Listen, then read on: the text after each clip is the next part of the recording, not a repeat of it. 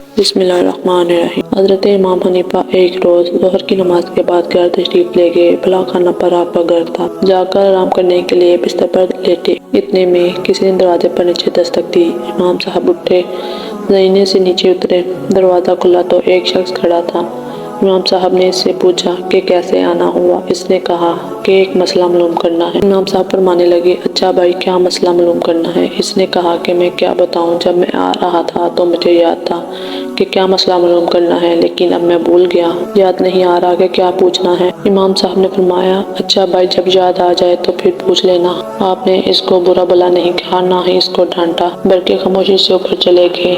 ابھی جا کر بستر پر ہی لیٹے تھے کہ دوبارہ دروازے پر دستک ہوئی۔ آپ اٹھ کر نیچے تشریف لائے اور دروازہ کھلا تو وہی شخص کھڑا تھا۔ آپ نے پوچھا، کیا بات ہے؟ اس نے کہا کہ حضرت، وہ مسئلہ مجھے یاد آ گیا تھا۔ آپ نے فرمایا کہ پوچھ لو۔ اس نے کہا کہ ابھی تک تو یاد تھا، مگر جب آپ آدھی سیڑھیاں تک پہنچے تو میں وہ مسئلہ بھول گیا۔ اب اگر ایک عام آدمی ہوتا تو اس وقت تک اس کے اشتعال کا کیا عالم ہوتا؟ مگر امام صاحب اپنے نفس کو مٹا چکے تھے۔ امام صاحب نے فرمایا، اچھا بھائی، جب یاد آئے تو پوچھ لینا۔ یہ کہہ کر آپ واپس چلے گئے اور جا کر بستر پر لیٹ گئے۔ ابھی لیٹے ہی تھے کہ دوبارہ پھر دروازے پر دستک ہوئی۔ آپ پھر نیچے تشریف لائے اور دروازہ کھولا تو دیکھا وہی شخص کھڑا ہے۔ اس نے کہا کہ حضرت، وہ مسئلہ یاد آ گیا۔ امام صاحب نے پوچھا کہ کیا مسئلہ ہے؟ اس نے کہا کہ یہ مسئلہ معلوم کرنا ہے کہ انسان کی نجاست پخانے کا ذائقہ کڑوا ہوتا ہے یا میٹھا ہوتا ہے۔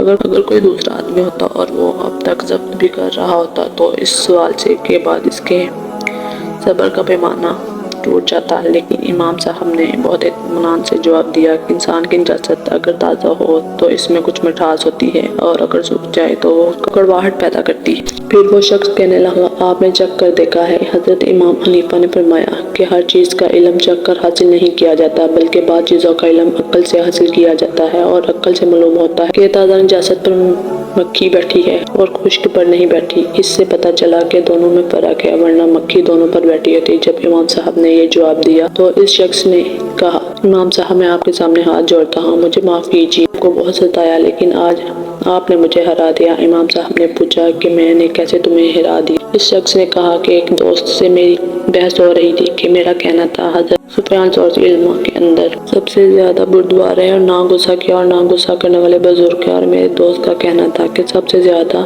بردبار اور غصہ نہ کرنے والا بزرگ امام ابو حنیفہ ہے، اور ہم دونوں کے درمیان بحث ہو گئی، اور اب ہم نے جانچنے کے لیے یہ طریقہ سوچا تھا کہ میں اس وقت آپ کے پاس آؤں گا جو آپ کے آرام کا وقت ہوگا، اور اسی طرح آپ کو 2 سے 3 مرتبہ اوپر نیچے لے جاؤں گا، اور پھر آپ سے ایسا بےہودہ سوال کروں گا اور یہ دیکھوں گا کہ آپ غصہ ہوتے ہیں کہ نہیں۔ کہا، اگر غصہ ہو گئے تو میں جیت جاؤں گا، اور اگر غصہ نہ ہوئے تو تم جیت جاؤ گے، لیکن مجھے ہرا دیا۔ اور واقعہ یہ ہے کہ میں نے اس روئے زمین پر ایسا علیم انسان جس کو غصہ چھو کر بھی نہ گزرا ہو، آپ کے علاوہ دوسرا کوئی بھی نہیں دیکھا۔ سبحان اللہ۔